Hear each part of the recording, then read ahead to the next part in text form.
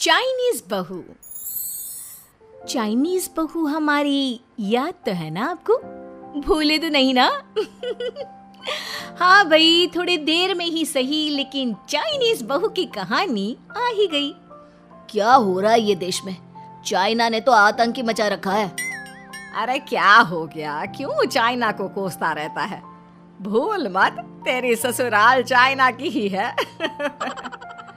हाँ माँ, पर ये देखना, लड़ाई झगड़े, ये बीमारी, ऊपर से ये देश कितना चालाक है, अंदर न जाने क्या क्या करता रहता है। तभी अंदर से बहू की चिल्लाने की आवाज आती है।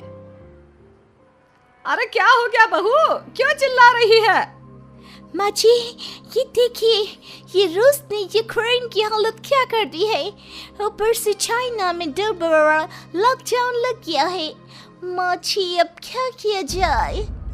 अरे तो तुम लोगों को क्या परेशानी हो रही है, मैं तो यही नहीं समझ पा रही हूँ।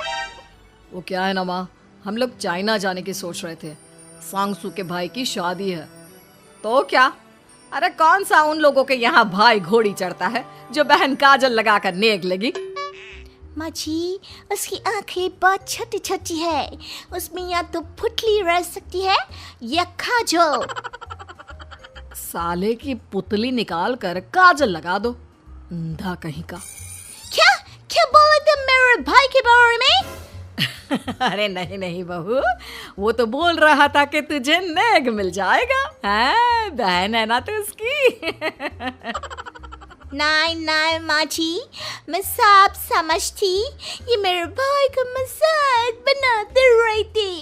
कितना सीधा है मेरा भाई, बिल्कुल छिपकली जैसा। नहीं नहीं बहू, सीधा गाय जैसा होता है। सही पकड़े हैं माँ जी। हाँ, तो मेरे भाई की शादी है, मैं चाइना जरूर जाऊंगी। तभी एक पड़ोसन आ जाती है। अरे नहीं नहीं बहू, तू कहीं ना जा, हम लोगों का मन कैसे लगेगा तेरे बिना।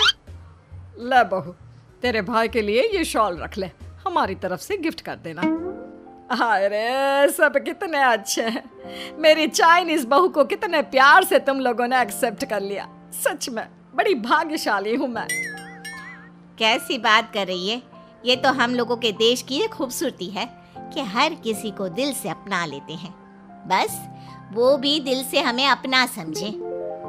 कैसी बात कर रही हैं आंटी जी? मेरे लिए आप सब सासू माँ जैसी ही हैं। मुझे भारत बहुत अच्छा लगता है, ये सबसे अच्छा देश है, मेरा भारत महान।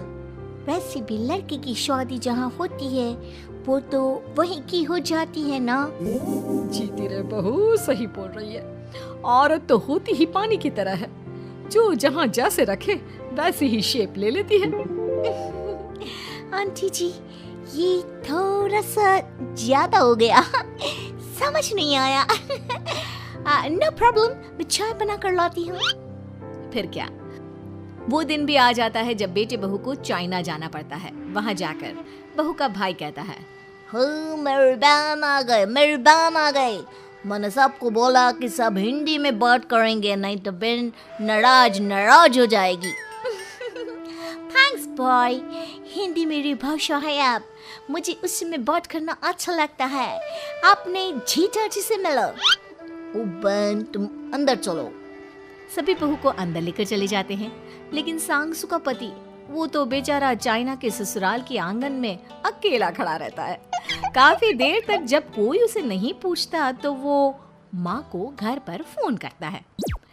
हाँ बेटा, पहुँच गए ना कुशल मंगल? हाँ माँ, लेकिन सांगसू पता नहीं कहाँ है, वो तो अंदर गई है, तब से बाहर आई ही नहीं। अरे कैसी बात कर रहा है? तो तू अंदर चला जा, तू बाहर क्यों है? अरे दामाद है तू वहाँ का, उन लोगों ने तुझे बिठाया, चाय पानी कुछ नहीं पूछा? नहीं ना माँ। तभी सामने से सांगसू आती है। क्यों आप अभी तक तैयार नहीं हुए? और ये बैग लेकर क्यों कमरे से बाहर आए? इसे वहीं रख देते।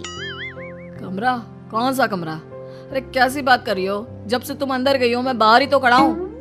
बहू को बहुत हैरानी होती है और गुस्सा भी आता है। तभी उसका भाई और माँ आ जाते हैं। और सांगसू, अंदर खाना लग गया है।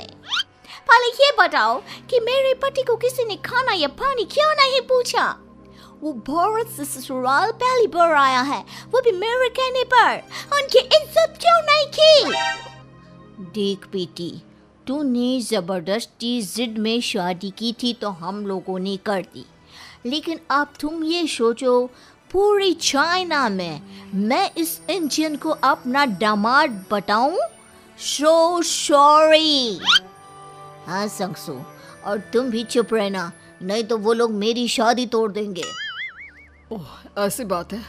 कोई बात नहीं, मैं बाहर होटल में रह लेता हूँ, तुम वही करो जो ये लोग चाहते हैं। कैसी बात कर रहे हो? शादी के बाद पति जैसा भी हो, जो भी हो, पति होता है। वैसे भी तुम्हारे पूरे परिवार ने, सबने बिना सोचे मेरा साथ दिया, मुझे एक्सेप्ट किया, प्यार किया। मैं अपने देश में आपको अकेला कैसे छोड़ सकती हूँ? ये हिंदी फिल्म का ड्रामा बंद करो, मैं अभी अब बर्दाश्त नहीं करूँगी। चुपचाप अंदर चलो, नहीं तो ये शादी वादी यहीं खत्म करके इसे अकेले ही इंडिया जाना पड़ेगा। कैसी बात कर रही हो माँ, ये मेरे पति हैं। नहीं था, हम लोगों ने यहाँ वकील को बुला लिया है, जिसके बाद अब तेरा तलाक करा के हम यहाँ के चाइनीज लड़के से तेरी शादी करा देंगे। अरे कैसी बात कर रहे हो? हम तो यहाँ तुम्हारी शादी के लिए आए थे। नहीं, मैं सांगसू के बिना नहीं रह सकता हूँ। हाई वोल्टेज ड्रामा होने के बाद से ही सारा माहौल खराब हो जाता है कि तभी एक लड़की आती है। मैंने सारा इंतजाम कर दिया है, सांगसू की शादी का मंडप परसों लग जाएगा, तब तक इसके पति को कमरे में बंद कर देते हैं। सभी सांगसू के पति का हाथ बांधकर उसे कमरे में बंद कर देते हैं। ये क्या कानूनी है? आप लोग मेरे पति के साथ ऐसा नहीं कर सकते हैं। मैं किसी से शादी नहीं करूंगी, ये साफ बात है। पहले मैं अपनी शादी करूं, फिर तेरी भी शादी करवा दूंगा।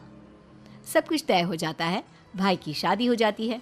फिर वो दिन भी आ जाता है जब सांगसू की शादी वो लोग जबरदस्ती करने के लिए उसे मंडप पर ले जाते हैं।